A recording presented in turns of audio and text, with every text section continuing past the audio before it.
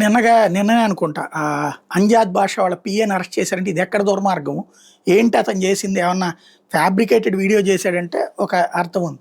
అతను చేసింది ఏంటంటే మొన్న తెలుగుదేశం నాయకులు ఎవరో అక్కడ ఉన్న ఎమ్మెల్యే మాధవిరెడ్డిని తిట్టింది, నేను 40 ఏళ్ళ నుంచి ఉంటే ఎట్లా చేస్తున్నారా అన్నది. దానికి ఆ వీడియోని ఫార్వర్డ్ చేశాడట అతను.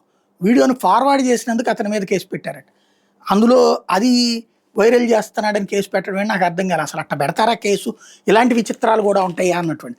అప్పట్లో జగన్ టైంలో ఏదో లైక్ కొట్టారని చెప్పి కేసు పెట్టారని రచ్చరచ్చ చేశారు.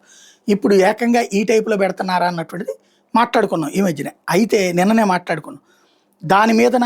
ఇప్పుడు ఈనాడు జ్యోతి అని రాసిని ఇట్లాగ అదేదో నిజంగా వాళ్ళేదో ఫ్యాబ్రికేట్ చేశారన్నట్టుగా బిల్డప్ ఇస్తే హెడ్లైన్లో సోషల్ మీడియాలో పోస్టు, కేసులో అరెస్ట్, వైసీపీ నాయకుడు అరెస్టు, అదేది డిప్యూటీ సీఎం అనుచరుడు అరెస్ట్ అని.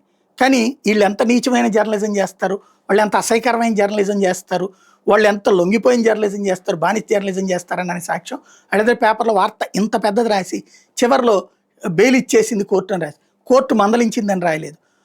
కోర్టు మొన్న కూడా హైకోర్టు చెప్పింది సోషల్ మీడియా పోస్టుల మీద కేసులు ఎట్లాంటివి చేయొద్దు అనేటటువంటిది. హైకోర్టు తీవ్రంగా మందలించింది. అయినా ఈ పత్రికలకు బుద్ధి రాలేదు, తెలివిగా దాన్ని డైవర్ట్ చేస్తున్నారు. అయితే సాక్షి వాళ్ళు రాసుకొచ్చారు ఇవాళ, పోలీస్ స్టేషన్లోనే బెయిల్ ఇవ్వాల్సిన కేసులు రిమాండ్ కోరతారా, వెంటనే నిందితుడికి 41 నోటీసు విడుదల చేయాలి. ఇది కడప 1 టౌన్ పోలీసుల మీద వైఎస్ఆర్ కడప జిల్లా 3వ అదనపు మ్యాజిస్ట్రేట్ విజయలక్ష్మి ఆగ్రహం వ్యక్తం చేశారు. కేవలం సామాజిక మాధ్యమంలో ఒక పోస్టును షేర్ చేస్తేనే అరెస్ట్ చేసి రిమాండ్కి పెడతారా అని ఆమె ప్రశ్నించారు. కడప టీడీపీ ఎమ్మెల్యే మాధవిరెడ్డి తీరు నిరసిస్తూ టీడీపీ సీనియర్ మహిళలు 2024 ఎన్నికల్లో మోసాపేట సర్కిల్లో ఆందోళన చేపట్టారు.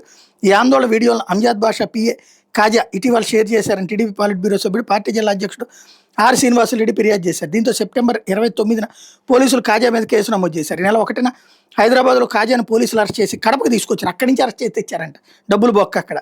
రిమాండ్ నిమిత్తం గురువారం మధ్యాహ్నం కోర్టులో కాజాను హాజరుపరిచారు. అయితే పోలీసుల అక్రమ అరెస్టుపై కడప జిల్లా 3వ అదనపు మ్యాజిస్ట్రేట్ విజయలక్ష్మి మండిపడ్డారు. స్టేషన్ బెయిల్ ఇచ్చే కేసులో రిమాండ్ కోరడం ఏంటని ప్రశ్నించారు.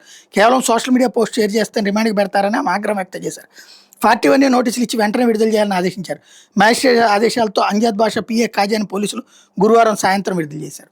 ఇలాంటి సిల్లీ కేసులు పెడతాం కూడా ఉంటుంది అన్నటువంటిది. అయితే ఇక్కడ విచిత్రం ఏంటంటే 2024లో అంటే ఎలక్షన్స్ అప్పుడు మాట్లాడినాయట, ఇప్పుడు వైరల్ చేసి దానికి వీళ్ళు ఏం చేయాలా, తెలుగుదేశం వాళ్ళు మాట్లాడాలి దాని మీద. సింపుల్. దానికి సమాధానం వాళ్ళ దాంట్లో వాళ్ళ సోషల్ మీడియాలో చెప్పుకోవాలి. కానీ ఇదెందుకు కేసులు?